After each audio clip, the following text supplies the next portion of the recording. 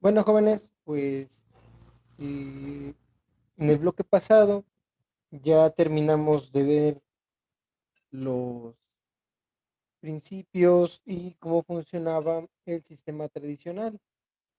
Y debido a que, pues por algunas situaciones personales no pude abrir clase, ustedes realizaron la investigación de los principios y las etapas que quedaban para poder conocer la justicia tradicional, cómo funcionaba, las etapas y cómo se actuaba en cada una de ellas, ¿no? Bueno, ahora nos toca ya conocer, comenzar a hablar de el nuevo sistema de justicia penal o el sistema penal acusatorio, que es el que se encuentra vigente en el territorio nacional y que es a través del cual pues se aplican las sanciones que se contemplan en las leyes, ¿no? Entonces, pues vamos a comenzar a hablar del sistema penal acusatorio y adversarial, y también vamos a hablar acerca de los principios del régimen probatorio o los principios que rigen la prueba dentro de este nuevo sistema. Entonces, pues dicho esto, pues vamos a iniciar.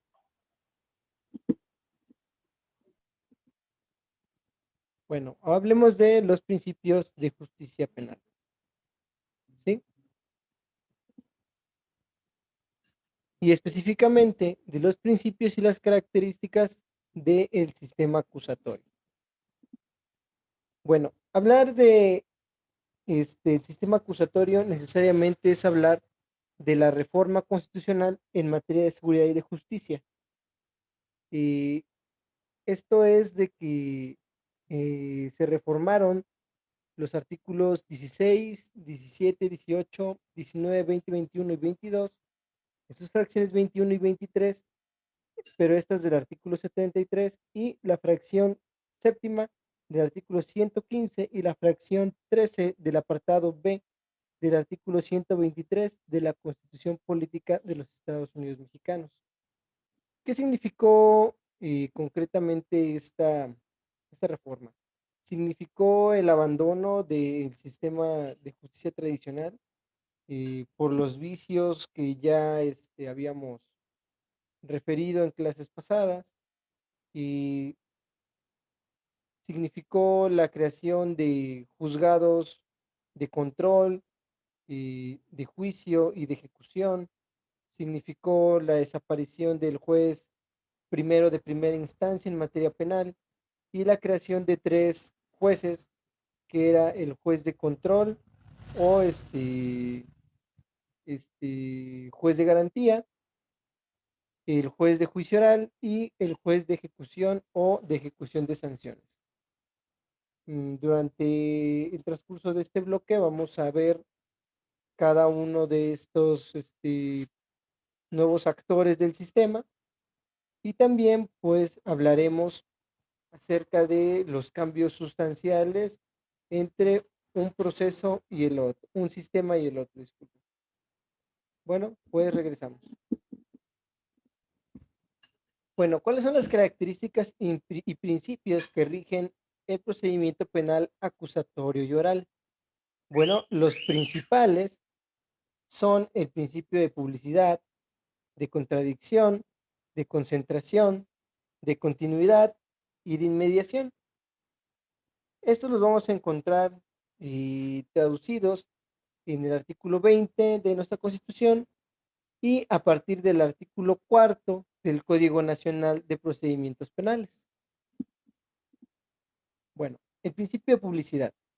El principio de publicidad establece o se refiere a que las audiencias deberán ser públicas, con el fin de que a ellas accedan no solamente las partes que intervienen en el procedimiento, sino también el público en general. Esto lo podemos encontrar en el artículo 5 y en el artículo 64 de nuestro Código Nacional de Procedimientos Penales. Sin embargo, la publicidad dentro del sistema eh, acusatorio y adversarial tiene ciertas restricciones. Por ejemplo, eh, no podrán ingresar con equipo de grabación, de audio o de video, y pueden ingresar medios de comunicación. Sin embargo, bajo la misma regla, no podrán ingresar ningún equipo de videograbación ni grabación de alguna forma. Y se debe de mantener la disciplina dentro de la sala de audiencias. Hay sanciones si no se respetan. Se debe mantener el orden, se debe de mantener la compostura. Y si nosotros queremos acudir como público a audiencias del sistema acusatorio adversarial, ¿no? Actualmente, por la situación que vive el país, pues no se está permitiendo y que se pueda acudir a una sala de audiencias, ¿no? Sin embargo, y cuando ya la situación se normalice, pues ya podremos comenzar a acudir a las salas de audiencia para poder, pues, ser testigos de lo que está ocurriendo ahí, ¿no? Bueno, ahora, al respecto de limitaciones a la publicidad o al principio de publicidad, sí existen limitaciones al principio de publicidad. Generalmente es cuando nos encontramos ante eh, temas que son relacionados con, por ejemplo, eh, violencia hacia las mujeres, ataques sexuales, feminicidios, y narcotráfico, y asuntos donde hayan sido expuestos menores de edad, y asuntos que deban de, deban de ser privados para poder preservar el orden público o inclusive por cuestiones de seguridad nacional, ¿no? Entonces, bajo estos principios son las restricciones al principio de publicidad. Generalmente los podemos detectar porque son delitos relacionados con familia, la mujer, delitos sexuales, narcotráfico y también delincuencia organizada, ¿no? Entonces, bajo esos rubros son bajo los cuales se va a limitar el principio de publicidad y entonces las audiencias serán privadas. ¿Qué quiere decir? Solamente acudirá la víctima, el asesor jurídico y el fiscal, asimismo el defensor con el imputado y obviamente el juez y personal del juzgado, ¿no? Claro, testigos si los hubiera y fuera necesario su desahogo. Bueno, pues continuamos. Bueno, el principio de contradicción es el que se refiere a que las partes pueden controvertir o confrontar los medios de prueba, así como oponerse a las peticiones y a los alegatos de la contraparte. Esto lo encontramos en el artículo sexto del Código Nacional de Procedimientos Penales, ¿sí? Bueno, esto se refiere específicamente a que la palabra de la representación social no va a ser absoluta. Es decir, la acusación o imputación que en su momento me haga la representación social podrá ser respondida por la parte que está recibiendo ese señalamiento de parte de la representación social. Por lo tanto, así como la fiscalía ofrece su alegato y sus pruebas para respaldarlo, nosotros podremos aportar nuestra teoría del caso y las pruebas que sostienen esa teoría del caso o postura al respecto de la imputación o en su momento acusación que se encuentre realizando el Ministerio Público, ¿sí? ¿Por qué es importante y relevante el principio de contradicción? Porque recordemos que anteriormente eh, las manifestaciones que realizaba el Ministerio Público pues gozaban de cierta preferencia al respecto de las que podía ofrecer la defensa. Y pues esto pues generaba un ambiente de desigualdad, ¿no? Y también pues de que no se tuviera la oportunidad procesal efectiva de defenderse. Es una de las deficiencias del sistema de justicia tradicional y que nosotros pudimos constatar a través de las actividades que estuvimos realizando, ¿sale? Entonces vamos a continuar. Bueno, el principio de continuidad establece que las audiencias se llevarán a cabo de forma sucesiva y secuencial, salvo pues los casos y excepciones que la misma ley contemple. Esto lo vamos a encontrar en el artículo séptimo del Código Nacional. De hecho, este es el texto del artículo séptimo que se encuentra en nuestro código. Ahora, específicamente a qué se refiere este principio de continuidad. El principio de continuidad establece que una vez iniciada la audiencia, pues no debe de interrumpirse por ningún motivo, ¿ok?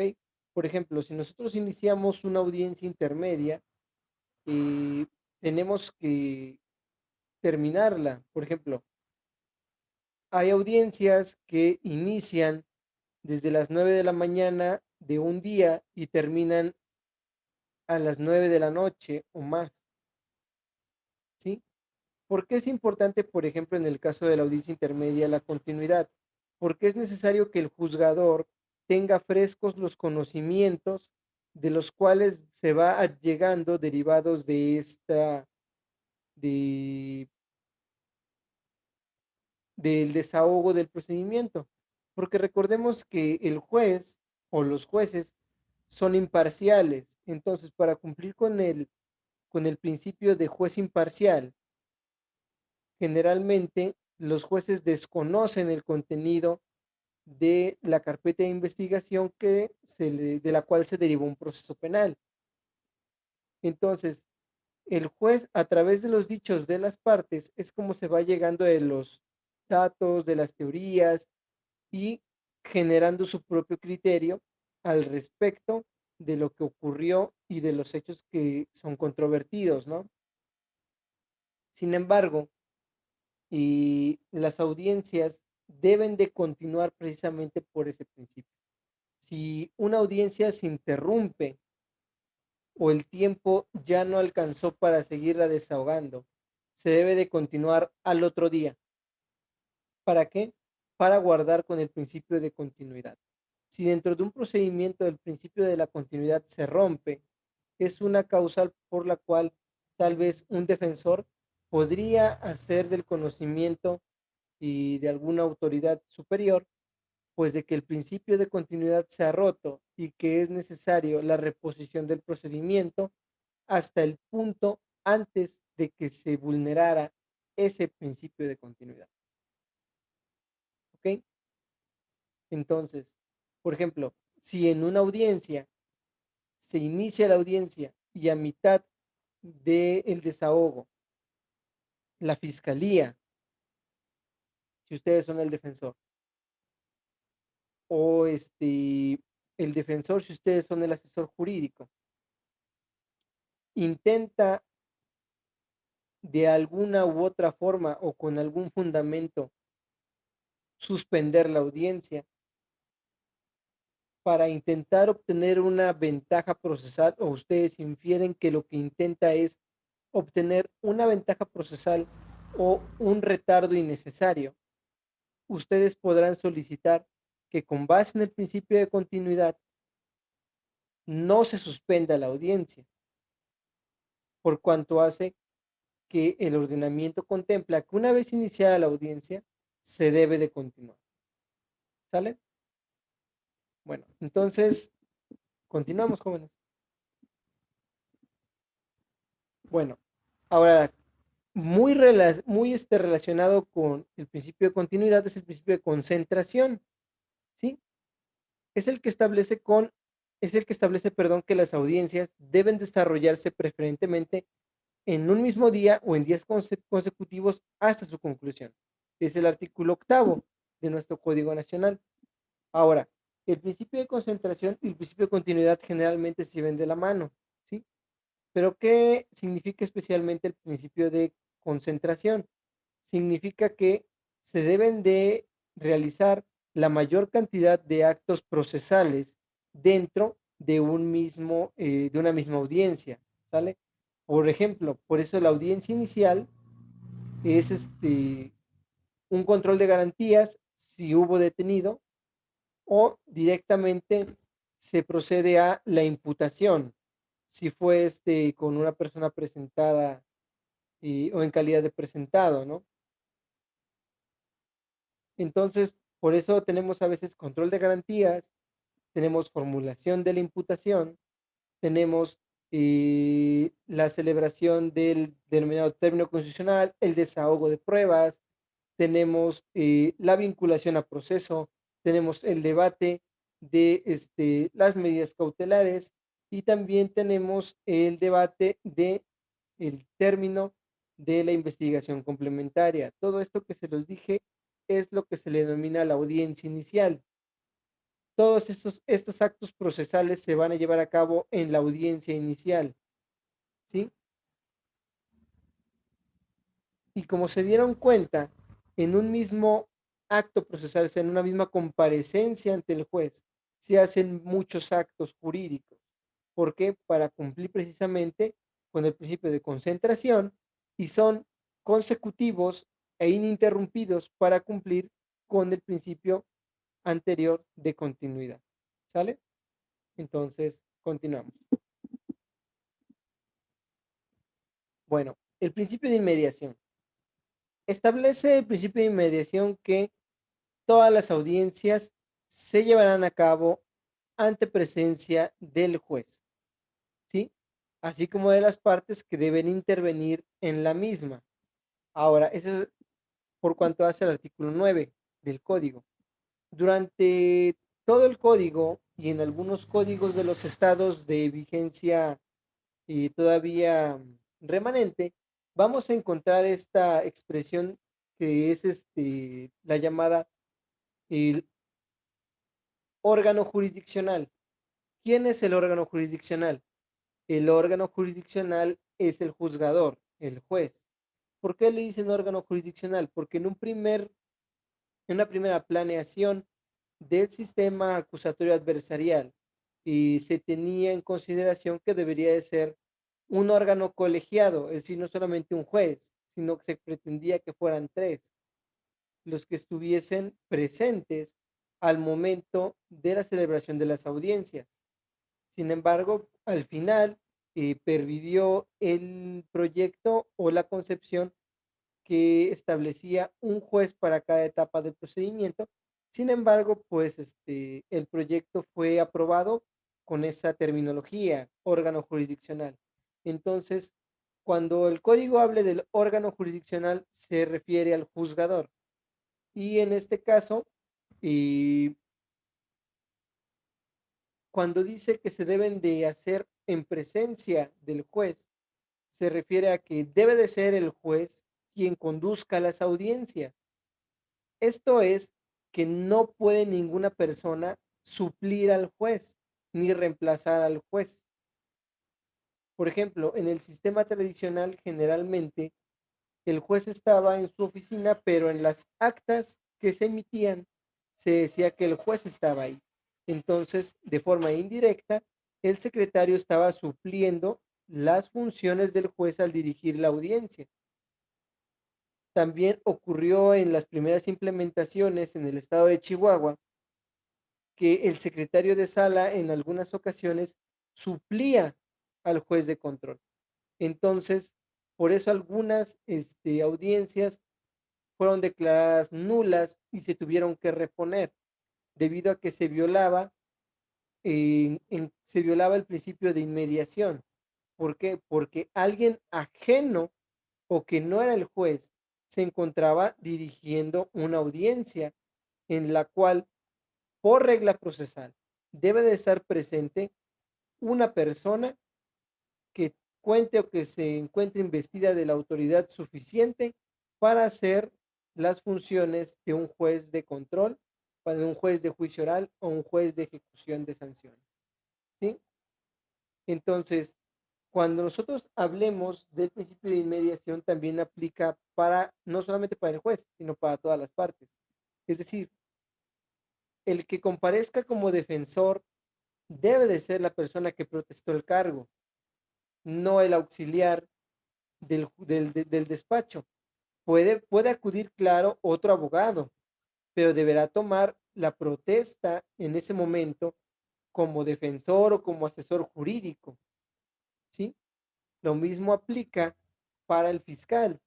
El fiscal debe de comparecer él y no alguno de sus auxiliares sin que tenga la debida, el debido reconocimiento de la personalidad dentro del procedimiento.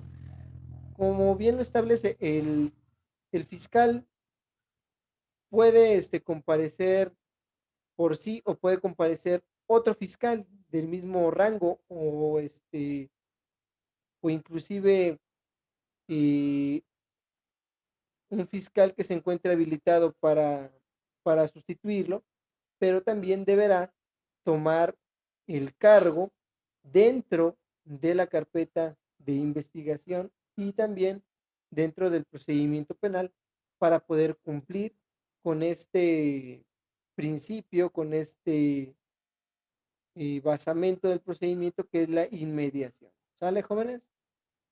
Bueno, pues continuamos. Bueno, ahora hablemos del principio de igualdad. Eh, el principio de igualdad establece que se debe de asegurar la efectiva vigencia de los principios de inmediación, publicidad, concentración, igualdad y continuidad para todas las partes, ¿sí? Lo encontramos en el 348 de nuestro código, pero también reza de que el principio de igualdad debe de ser la garantía para las partes de que van a estar en un denominado piso parejo, si así lo queremos llamar, ¿sí? Es decir, tanto el fiscal va a ofrecer su teoría del caso y las pruebas para respaldar sus pretensiones, al igual que la defensa dará su teoría del caso y sus pruebas para respaldar su defensa, ¿sí? Ninguna de las partes intervinientes en el proceso tendrá privilegios o concesiones preferentes sin que éstas le sean también concedidas a la contraparte. Eso es el principio de igualdad.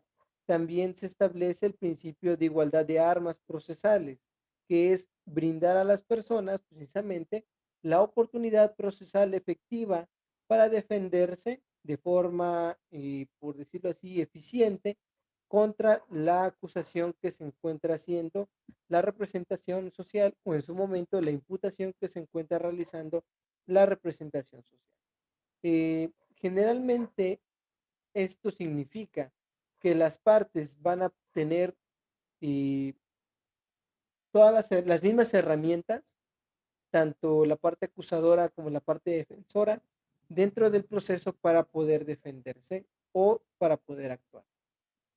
Eso es el principio de igualdad. Claro, también representa que no habrá concesiones por razón de raza, género, ideología política, estrato social u origen étnico. Bien, bueno, pues continuamos. Muy bien. El principio del debido proceso penal. Eh, engloba el principio de igualdad ante la ley e igualdad ante las partes. Estos establecidos en el artículo 10 y 11 del Código Nacional de Procedimientos Penales. Sin embargo, el principio del debido proceso penal también establece o se refiere a que el proceso deberá desahogarse tal y como la ley lo establece, ¿sí? bajo los principios y respetando los derechos que se conceden a las partes dentro de los procedimientos. Por eso hablamos demasiado del debido proceso. ¿Por qué? Porque el debido proceso inicia desde la forma en que se ejecuta la detención del supuesto responsable. ¿Qué es lo que dice la ley? Que se debe de realizar una detención apegada a los derechos fundamentales y a la dignidad humana. Sin embargo, generalmente la policía ministerial sigue teniendo los mismos vicios al momento de realizar las detenciones de las personas. Por lo tanto, encontramos una reiterada violación de principios procesales que derivan en que generalmente cuando la autoridad investigadora coloca al imputado en una audiencia de control por flagrancia, caso urgente o ejecución de una orden de aprehensión, las detenciones sean declaradas ilegales. ¿Por qué se declara la ilegal detención? Porque hubo golpe, porque se golpeó al imputado, porque se violó el domicilio del imputado, porque se torturó al imputado durante su estancia en la autoridad investigadora, ¿no? Porque se realizaron actos que están expresa o implícitamente prohibidos dentro del ordenamiento aplicable al procedimiento. Entonces, ¿qué pasa cuando nos encontramos ante violaciones al debido proceso? Que aparte no solamente son en la etapa inicial, también pueden ser durante el desahogo del procedimiento, que se haya desechado un testigo que estaba debidamente ofrecido, que el juzgador haya actuado de una forma contraria a lo que establece el código, que el juzgador sea preferente a una de las partes cuando expresamente no debe de serlo. Todo este tipo de situaciones son aquellas que tienen que ver con el debido proceso. Muchos de ustedes, al escuchar la frase debido proceso, tal vez recordarán el caso de Florence Cassens. Fue noticia, la francesa que fue detenida durante un operativo y acusada por secuestro, en la cual llegó hasta la Suprema Corte y nuestra hoy flamante secretaria de gobierno en ese tiempo, ministra de la Corte, propone un proyecto para liberar a la ciudadana francesa con base en el principio del debido proceso y respeto de garantía. Cabe mencionar que ese fue un momento en que el actuar de la autoridad federal al respecto del debido proceso, es necesario decirlo, se rompió, porque para muchos juzgadores una violación al debido proceso no debería de trascender a la impunidad de un delito o a la incertidumbre sobre si se liberó a alguien que en realidad es culpable del delito. ¿Qué es lo que ustedes van a ver actualmente cuando acudan a la autoridad federal acusando que hubo una violación al debido proceso? Generalmente les dictarán amparos para efectos. ¿Qué es un amparo para efecto? Es un amparo que se resuelve favorable, pero para cumplir ciertas cosas, ¿no? Y generalmente es reponer el procedimiento. ¿Qué quiere decir? Se te violó tu derecho en una audiencia inicial, que se reponga la audiencia inicial. Se te violó tu derecho en una audiencia intermedia, que se reponga la audiencia intermedia. ¿Para qué? Para evitar la impunidad de los delitos, para que el procedimiento pueda concluir y se determine con toda certeza si la persona es responsable o no de las de las de los actos y de los delitos que se le están imputando o acusando. ¿Sale? Es por eso que es muy importante el principio del debido proceso dentro de nuestro actual sistema oral adversarial. Bueno, pues volvemos.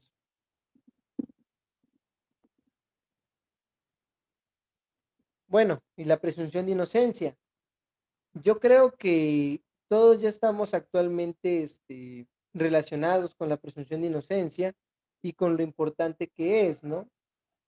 Y la presunción de inocencia inclusive eh, se encuentra en el artículo 6.2 de la Convención, ¿sí? Que dice toda persona acusada de una infracción se presume inocente hasta que su culpabilidad haya sido legalmente establecida. Pero recordemos que el principio de la presunción de inocencia fue un principio procesal que ya existía en el papel, en el sistema tradicional, que no se llevaba a cabo, eso era una situación muy diferente. ¿Por qué? Porque el juez tenía una preferencia por el dicho de lo que le decía el Ministerio Público. Sin embargo, al hacer eso, presumía como ciertas o preferentes las posturas de la representación social sobre las defensas que pudiese poder aportar eh, la persona que era acusada. Entonces, ello conllevaba un prejuzgamiento de que la persona podía ser responsable o que se le consideraba que era responsable de esas conductas que la representación social estaba reprochando, ¿no? Entonces, fue por ello de que, derivado de la reforma que acabamos de ver al inicio de esta sesión, pues eh, comienza el procedimiento a retirarle esa preferencia a la fiscalía para poder estar en una igualdad de condiciones y por tanto en una igualdad de pretensión. Por lo tanto, todas las personas que comparecen tienen la misma presunción a su favor. Y en el caso de las personas que son imputadas, pues que se le trate y se le considere como inocente hasta que la responsabilidad penal quede debidamente establecida en una sentencia definitiva. Bueno, el principio non bis in idem eh, establece pues que la persona condenada, absuelta o cuyo proceso haya sido sobreseído no podrá ser sometida a otro proceso penal, perdón, proceso penal, por los mismos hechos. Esto lo encontramos en el artículo 14 de nuestro código. El principio non bis in idem también se le conoce como el principio de la prohibición de la doble imputación, que quiere decir que si a ti ya te acusaron y te sentenciaron por unos hechos determinados, no te pueden volver a procesar por los mismos hechos, ¿sí? Probablemente podrían ser el mismo delito, pero bajo otras circunstancias, otros hechos en otro lugar, pero no por los mismos hechos, porque supone que el Estado ya te juzgó, te sentenció y estás cumpliendo una condena o una sanción debido a esos hechos que se te acusaron y de los cuales se te encontraron responsable. Bien, bueno, ese es el principio non bis in idem. Bueno, jóvenes, aquí ya nosotros acabamos de ver los principios procesales y ahora veremos de forma muy rápida los principios del régimen probatorio. ¿A qué se refieren los principios del régimen probatorio? También hay principios a través de los cuales se van a regir la prueba, su ofrecimiento y su desahogo. Y también necesitamos conocerlos, jóvenes. Bueno, pues vamos a continuar. Bueno, los principios del régimen probatorio. Bueno, nos vamos a referir a tres: la libertad de prueba, la licitud de prueba y la libre valoración de la prueba. Al respecto de la licitud de prueba, lo vamos a encontrar en el artículo 356 y 357 y va a establecer todos los hechos y circunstancias aportados para la adecuada solución del caso sometido a juicio podrán ser probados por cualquier medio pertinente producido e incorporado en el código. A ver, aquí está erróneo, jóvenes. Aquí lo que va es libertad de prueba, ¿sí? El 356 y 357 nos habla de la libertad de prueba. Es un error y a la elaboración de la diapositiva, jóvenes. La libertad de prueba se refiere a que se podrán ofrecer cualquier medio de prueba que se considere necesario. Testimoniales, periciales, documentales y reconstrucciones de hechos o cualquier medio de convicción que nosotros consideremos que puede aportar para el esclarecimiento de los hechos que se están tratando. También cuando hablamos de la libertad probatoria, también hablamos del audio y video, de las grabaciones y que se realicen, de las conversaciones que se lleven a cabo a través de plataformas digitales. Sin embargo, al respecto de estos últimos, tendremos que cumplir un procedimiento para poder aportarlos. ¿Por qué? Porque nosotros tenemos que asegurar la procedencia de las pruebas digitales para que haya certeza de que no fueron alteradas o de que no fueron producidas de forma posterior, ¿sí? Generalmente cuando hablamos de conversaciones, por ejemplo, de redes sociales, de Facebook, de fotos tomadas con el celular o de videos tomados con el celular en el momento de los hechos, tendremos que ofrecer el equipo para que el personal de servicios periciales que se encuentre en funciones en ese momento, pues realice la extracción de esos datos o medios probatorios para que quede certeza en la carpeta de investigación de que estos no fueron alterados de alguna forma. Muy bien, jóvenes, continuamos. Muy bien, jóvenes, ahora sí, la licitud de la prueba. Se refiere a que los datos y las pruebas deberán ser obtenidos, producidos y reproducidos lícitamente y deberán ser admitidos y desahogados en el proceso bajo los términos que establece el código. Esto lo vamos a encontrar en el artículo 263 de nuestro código. Ahora, ¿cuál es la prueba lícita? La prueba lícita es aquella que ha sido adquirida sin violar derechos fundamentales y bajo los procedimientos que la ley establece. Siendo así, por ejemplo, existen dos teorías probatorias y esto es importante. Estas dos teorías probatorias, en primer lugar, hablamos la teoría del árbol envenenado. ¿Sí?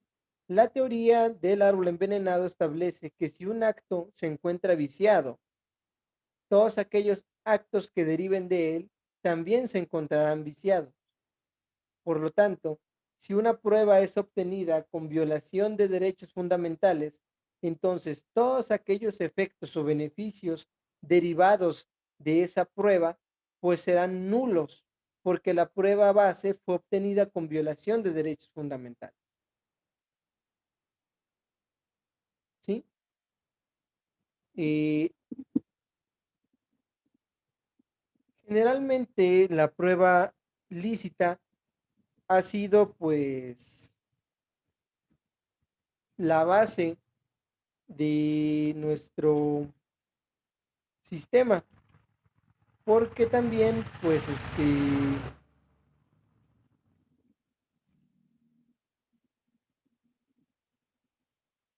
ha dado certeza de la forma en que ese material probatorio fue obtenido, ¿no? Sin embargo, eh, es necesario decir que en muchas ocasiones eh,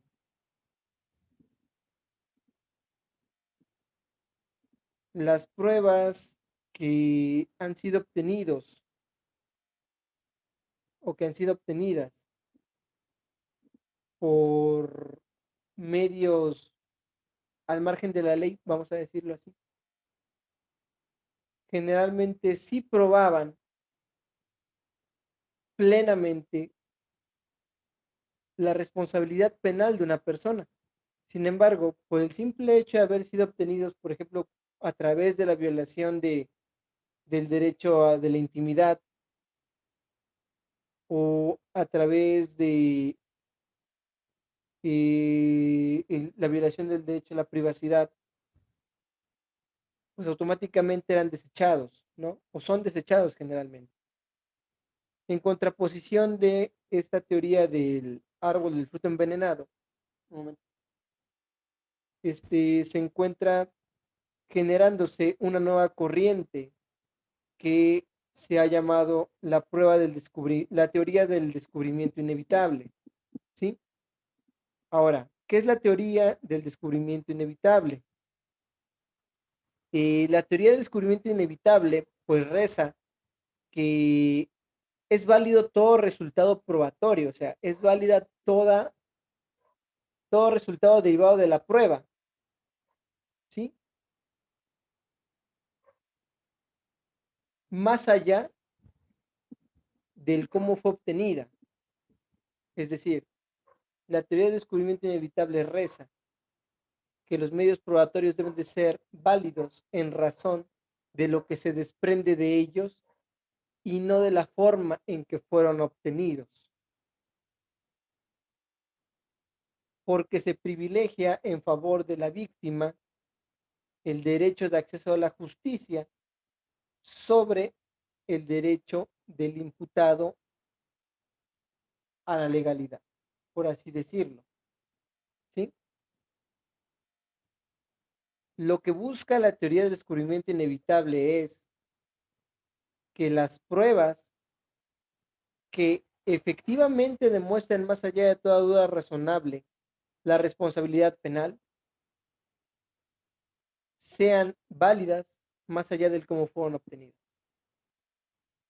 En vista de la gran impunidad que ha generado la teoría del fruto envenenado, al establecer un procedimiento demasiado complicado para ofrecer medios probatorios. ¿Sale? Bueno, continuamos. Bueno, valoración de la prueba o de libre valoración de la prueba. Bueno, se refiere a que el juez es libre para obtener su convencimiento porque no está vinculado a reglas legales sobre la prueba. Puede convencerse por lo que diga un testigo frente a lo que digan varios testigos. Esto lo vamos a encontrar en el artículo 349 de nuestro Código Nacional.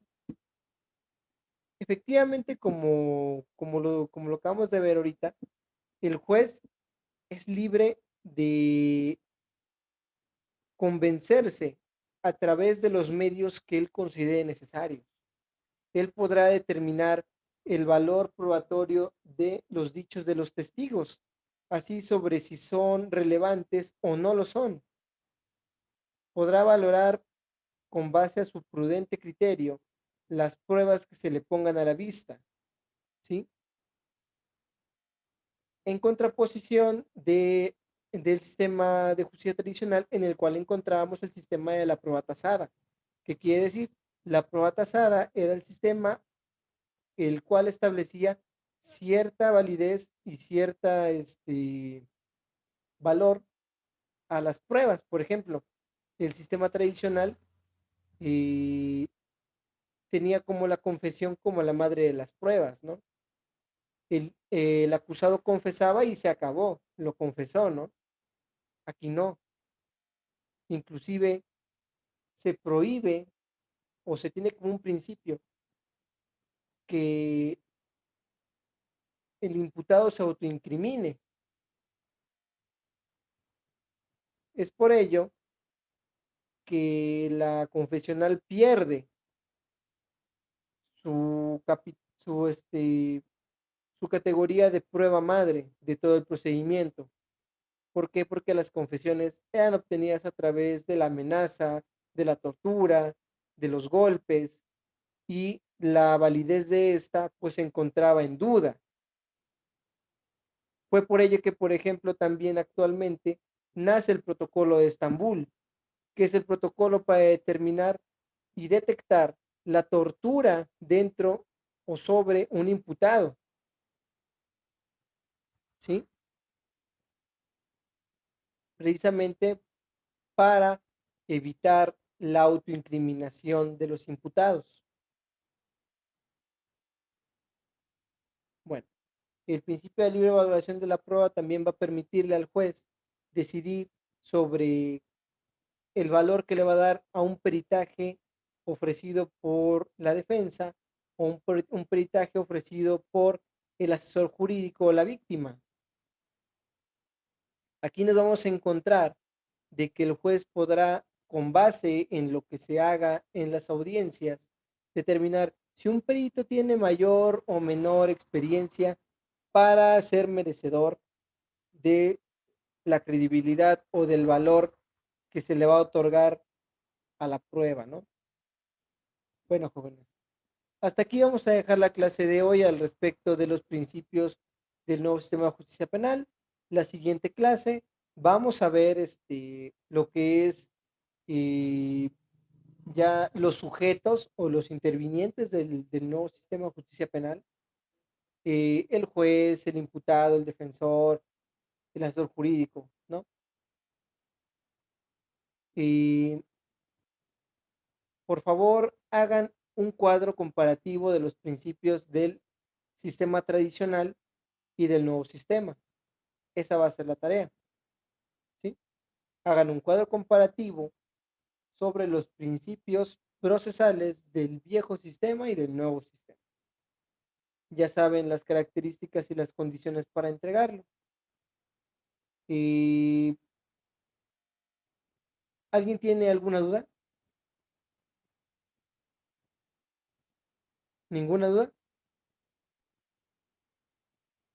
María Fernanda, creo que tienes eh, tu micrófono en silencio si querías hacer uso de la voz.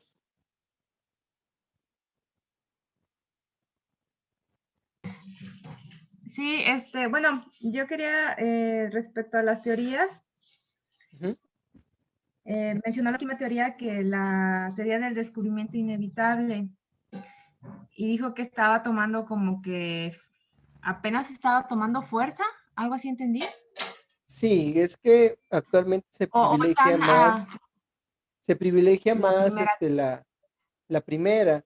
Sin embargo, ya hay criterios aislados de la Corte que establecen que se debe de privilegiar lo que se desprenda de la prueba más allá de la licitud de cómo fue obtenida, ¿sí?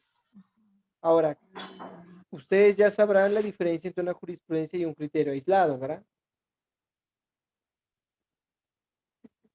María Fernanda no La te escucho. diferencia entre la jurisprudencia y un criterio. Sí, efectivamente, ya a estas alturas ya lo deben de saber, ¿no? Sí, Bueno, entonces, debido a que son criterios aislados, todavía no son vinculantes para todos los juzgadores.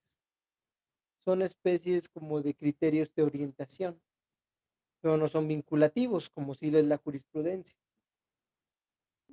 Y, sin embargo, es mencionarlo, la mayoría de los tribunales son garantistas y pues van a seguir privilegiando eh, que dentro del proceso de la prueba no se violen derechos fundamentales, ¿no?